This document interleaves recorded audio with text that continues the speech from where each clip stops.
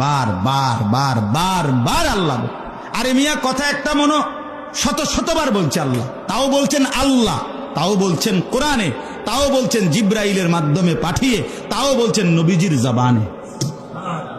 আর কেমনে বললে আপনি বুঝতেন? বলেন কতবার বললে? কুল ইন কুনতুম তুহিব্বুনাল্লাহ ফাত্তাবিউন,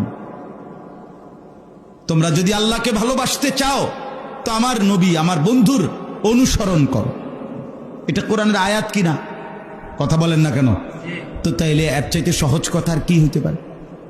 অনুসরণ করো, ফাত্তাবিউনি।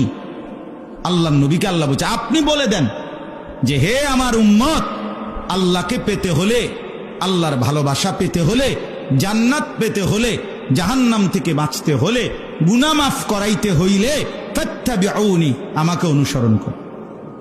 ওয়াগফির লাকুম এর মধ্যে আছে না এটা, অর্থাৎ গুনাহ যদি মাফ করাইতে হয় তাহলে আপনাকে কি করতে হবে? ইত্তেবা।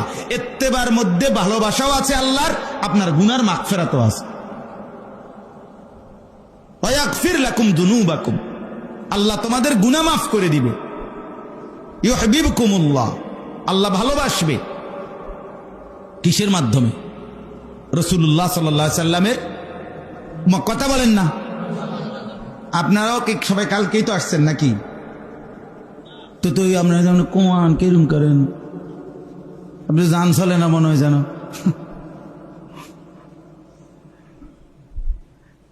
তাইলে রাসূলুল্লাহ সাল্লাল্লাহু আলাইহি ওয়াসাল্লামের আনুগত্যের মাধ্যমে, অনুসরণের মাধ্যমে আল্লাহর ভালোবাসা মিলবে, আমাদের গুনাহের মাফি, মাগফিরাত আল্লাহর কাছ থেকে মিলবে।